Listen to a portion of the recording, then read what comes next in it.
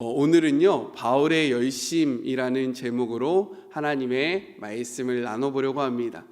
이 자리에 있는 우리 사랑하는 성도님들, 그리고 가정에서 이 영상을 보며 함께 예배하는 우리 성도님들은요, 이미 충분한 열심을 내고 있다라고 생각합니다.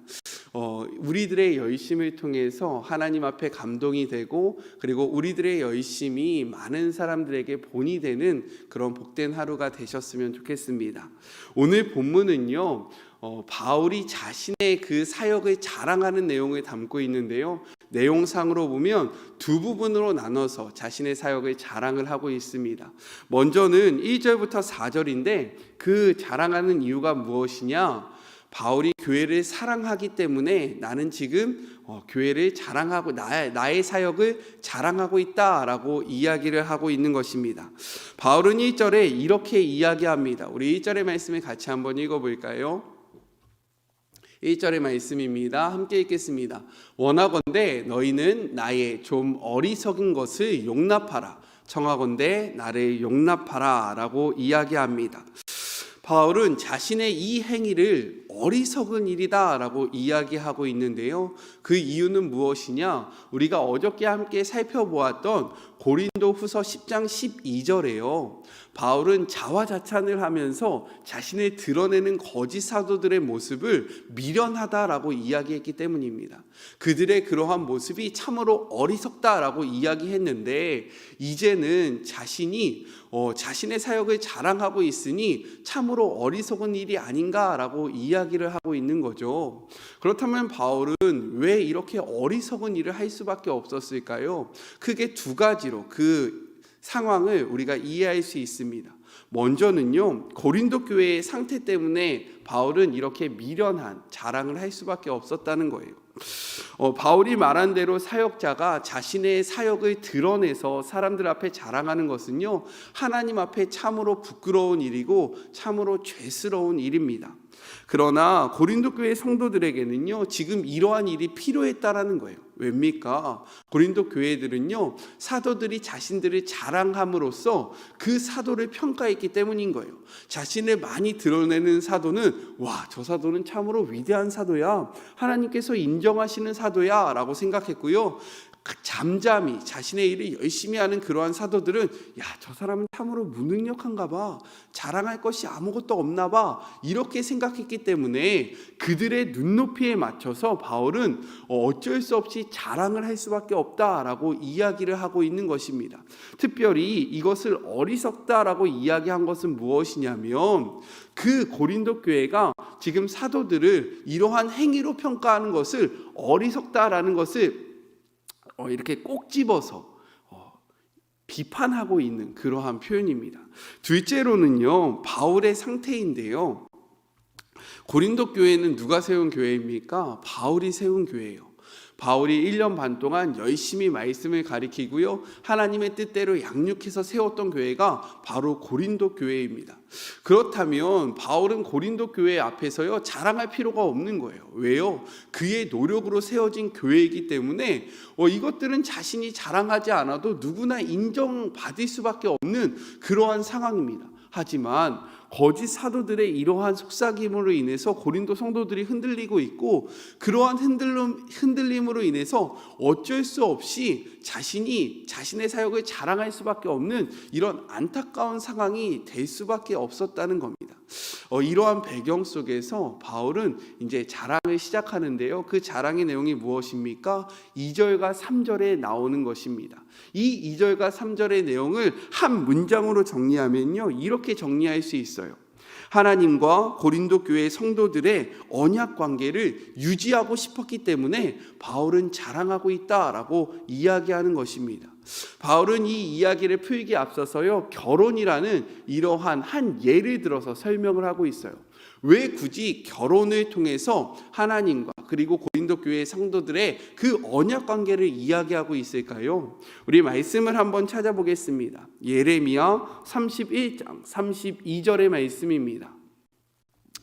우리 함께 읽어볼까요? 예레미야 31장 32절의 말씀입니다. 이 언약은 내가 그들의 조상들의 손에 잡고 애굽 땅에서 인도하여 내던 날에 맺은 것과 같이 아니할 것은 내가 그들의 남편이 되었어도 그들이 내 언약을 깨트렸습니다. 여호와의 말씀이니라 라고 기록되어 있습니다.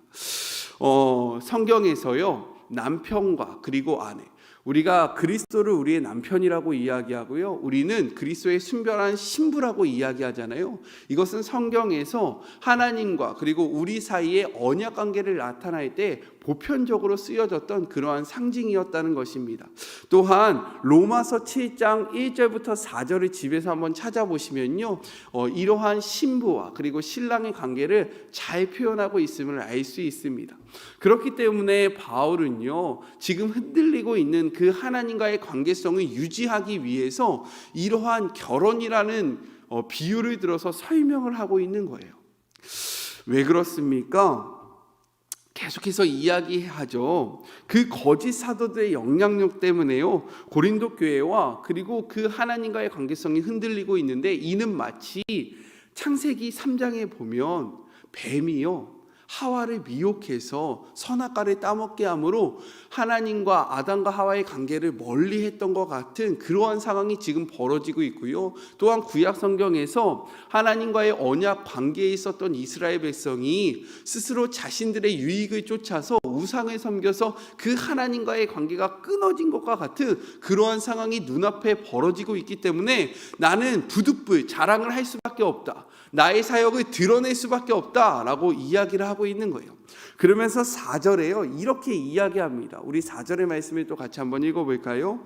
만일 누가 가서 우리가 전파하지 아니한 다른 예수를 전파하거나, 혹은 너희가 받지 아니한 다른 영을 받게 하거나, 혹은 너희가 받지 아니한 다른 복음을 받게 할 때에는 너희가 잘 용납하는구나 라고 이야기하면서요, 고린도 교회의 영적인 무지함을, 영적인 어두움을 꼭 집어서 이야기를 하고 있다는 거예요.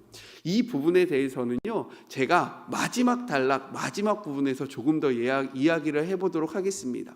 두 번째 단락은 무엇이냐면 1절부터 15절로 거짓 사도들의 영향을 차단하기 위해서 나는 나의 이 사역을 자랑할 수밖에 없다라고 이야기를 하고 있습니다.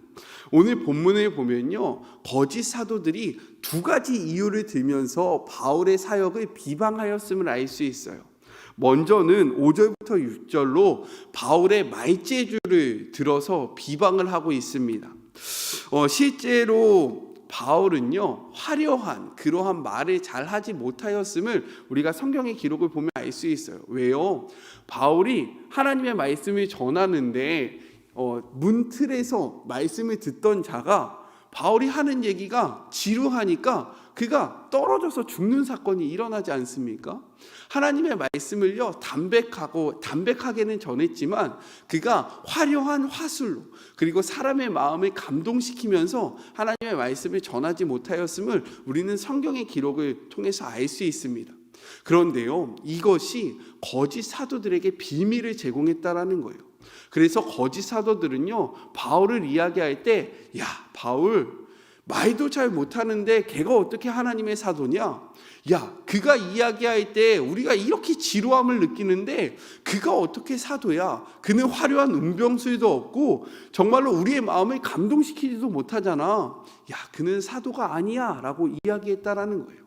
이러한 비방 속에서 바울은 어떠한 모습을 취했는지 아십니까? 그가 솔직하게 인정했다라는 거예요. 야, 맞아, 나는 말을 잘 못해.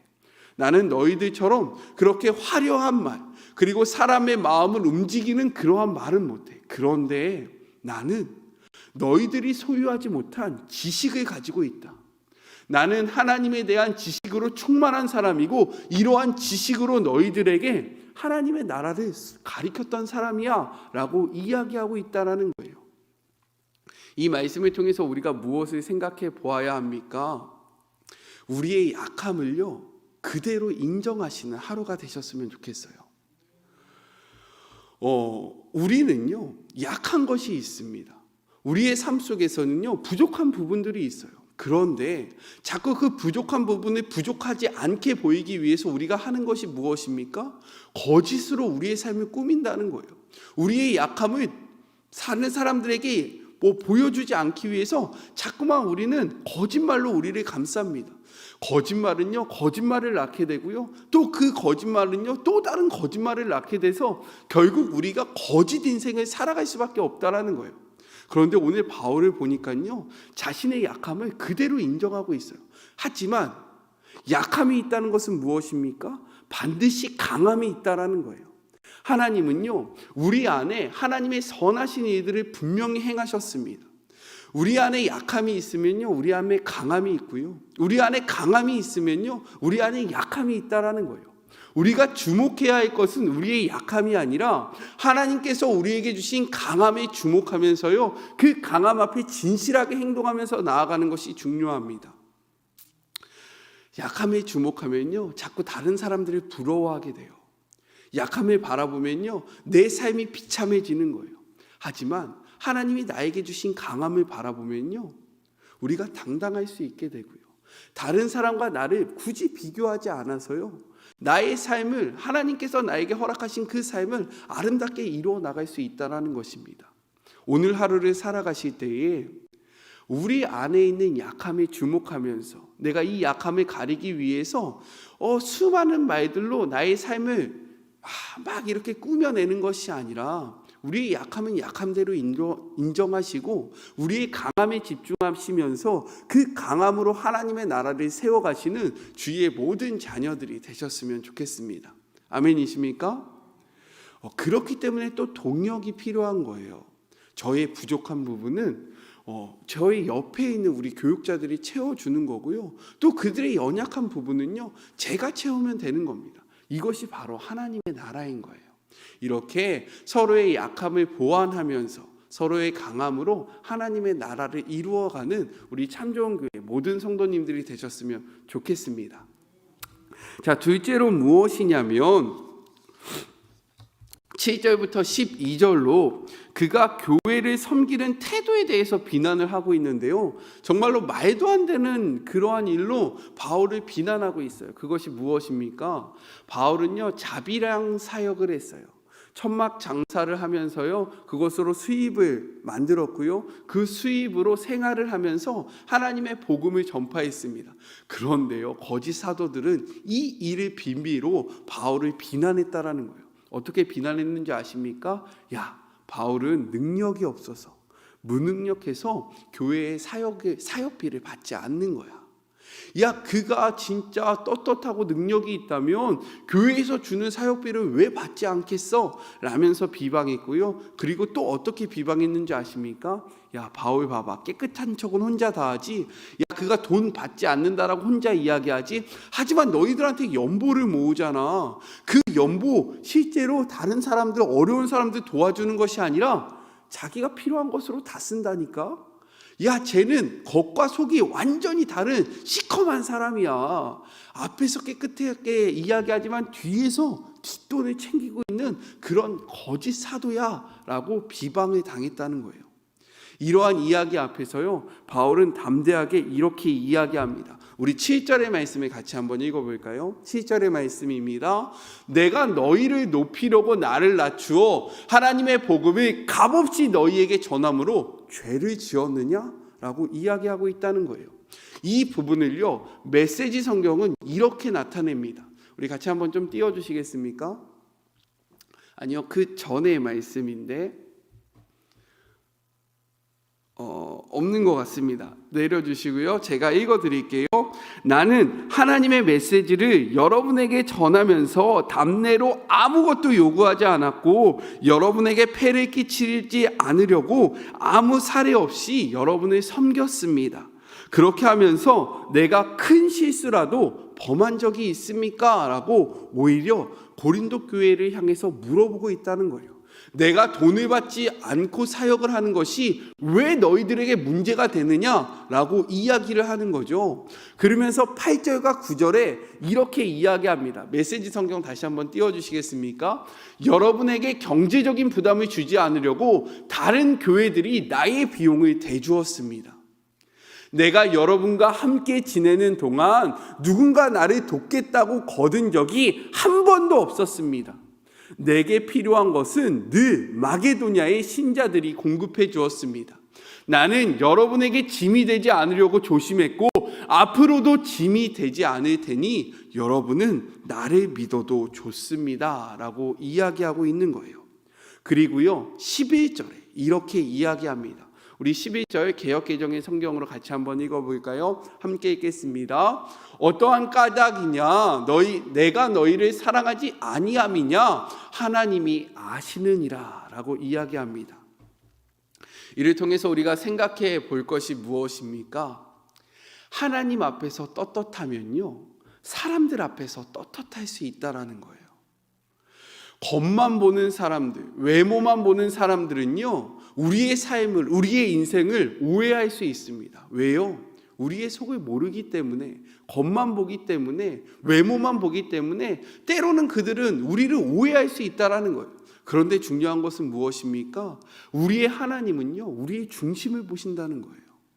우리의 겉뿐만 아니라요 우리의 속을 보고 계시고요, 내가 이 행동을 왜 하고 있는지 이 행동에 집중하는 것이 아니라 어떠한 마음 속에서, 어떠한 상황 속에서 이러한 것들을 하고 있는지 다 감찰하고 있다라고 성경은 기록하고 있습니다.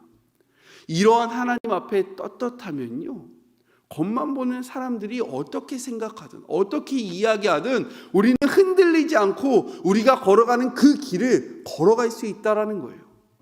그런데 신앙생활을 하다 보면요 하나님이 우리를 어떻게 바라보실까 집중하면서 신앙생활을 하는 것이 아니라 김기용 목사가 나를 어떻게 생각할까, 혹은 저 장로님이 나를 어떻게 바라볼까, 혹은 저 권사님이 나를 어떻게 생각할까, 저 집사가 나를 어떻게 생각할까, 이렇게 사람들의 시선을 의식하면서 신앙생활을 하시는 분들이 종종 보입니다. 그렇게 할 필요가 없다라는 거예요. 왜요? 김기웅 목사가 살아온 문화가 다르고요, 그리고 차경석 목사님이 살아온 문화가 다릅니다. 어떠한 모습이 제가 볼 때는 와 진짜 대단해 라고 칭찬할 수 있지만 또 다른 목회자가 볼 때는 야 왜 저렇게 하는 거야 라고 손가락질 할 수 있다라는 거예요. 각자의 문화와 상황과 그리고 정치적인 성향과 여러 가지 그러한 배경에 따라서 우리들의 평가는 다 달라질 수 있지만 달라지지 않는 평가가 있습니다. 그것이 무엇입니까? 하나님의 평가라는 거예요. 하나님이 우리를 어떻게 바라보고 계시고 하나님이 우리를 어떻게 생각하시는가가 너무나도 중요한 것이지, 사람들이 우리를 어떻게 바라보고 사람들이 우리를 어떻게 평가하는가는 전혀 중요하지 않다는 겁니다.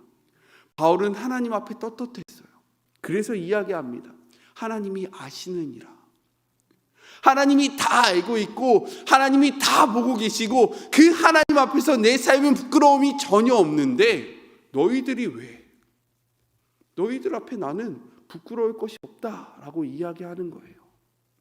그렇게 오늘 하루 사람들의 시선을 만족시키는 하루가 아니라 하나님의 마음을 만족시키는 하루가 되셨으면 좋겠습니다. 누군가에게 잘 보이려고 신앙생활하는 것이 아니라 하나님 앞에 잘 보이려고 우리가 신앙생활 하셨으면 좋겠어요. 그러한 우리 모두가 되시길 주님의 이름으로 축복합니다. 마지막이에요. 우리 13절부터 15절까지 우리가 다시 한번 읽어볼까요? 13절부터 15절까지의 말씀입니다. 그런 사람들은 거짓 사도요 속이는 일꾼이니 자기를 그리스도의 사도라 가장하는 자들이니라. 이것은 이상한 일이 아니니라. 사탄도 자기를 광명의 천사로 가장하나니 그러므로 사탄의 일꾼들도 자기의 의의 일꾼으로 가장하는 것이 또한 대단한 일이 아니니라. 그들의 마지막은 그 행위대로 되리라 라고 이야기합니다. 이를 통해서 우리가 생각해 보아야 할 것이 무엇입니까? 종교개혁이 왜 일어났는지 아십니까? 종교개혁의 가장 큰 핵심이 있었는데 그것은 무엇이냐면 모든 이들에게 성경을 읽게 하는 거였어요. 예전에는요 성경이 목회자들만 읽을 수 있는 그러한 책이었습니다. 왜요? 일반 성도들이 알 수 없는 라틴어, 히브리어로 기록되어 있었기 때문에 그들이 성경을 알래야 알 수가 없었던 거예요. 하지만 종교개혁을 통해서요, 이 성경이 우리들의 말로 번역이 된 거예요. 이것이 종교개혁에서 가장 위대한 업적입니다. 그런데요, 요즘 우리 성도님들이 성경을 읽지 않아요. 성경을 모릅니다. 하나님의 뜻이 이 성경 안에 다 담겨져 있는데, 이것을 통해서 우리에게 다 이야기하고 있는데 이 말씀을 읽지 않는 거예요. 그러면 어떠한 결과가 이루어질까요? 이 강단에서 선포되어지는 모든 메시지가 분별 없이 받아들여지게 되는 거예요. 거짓 사도들도요, 하나님의 이름으로 이야기했습니다. 거짓 사도들도요, 하나님의 나라를 이야기했고요, 성경에 나온 이들에 대해서 이야기했어요. 심지어 오늘 바울은 이야기하고 있어요.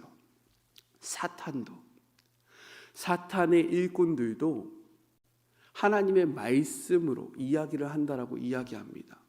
창세기를 보면요, 뱀도요, 하나님의 말씀, 야 진짜 하나님이 그렇게 이야기했어? 라고 하면서 하나님의 말씀을 가지고 왔고요, 예수님께서 공생의 사역을 시작하기에 앞서서 40일 동안 금식할 때 사단이 하나님 앞에, 하나님이신 예수님 앞에 와서 이야기할 때도요, 성경의 말씀을 가지고 와서 예수님께 이야기했다라는 거예요. 그렇다면 우리가 이 13절과 15절의 말씀을 통해서 무엇을 생각해야 합니까? 우리가 깨어 있어야 된다라는 거예요. 우리 성도님들 깨어 있으셔야 됩니다. 강단에서 하나님의 말씀이라고 이야기하는 것이 진정한 하나님의 말씀인지 분별하셔야 되는 거예요. 매스컴에서 나오는 수많은 이야기들이 정말로 하나님의 뜻인지 아니면 사람의 말인지 자신의 생각인지 하나님의 생각인지 바르게 분별하셔야 되는 거예요. 왜요? 수많은 거짓 사도들이 하나님의 이름으로 자신의 배를 채우고 있고요, 사단도요, 하나님의 이름을 이 성경의 말씀을 통해서 우리에게 다가오고 있는데 우리가 깨어있지 않고 하나님의 말씀을 알지 못하면 어떻게 그것을 분별하겠습니까? 그래서 바울은 이야기하고 있는 거예요. 야, 4절의 말에 무엇이라고 이야기했습니까?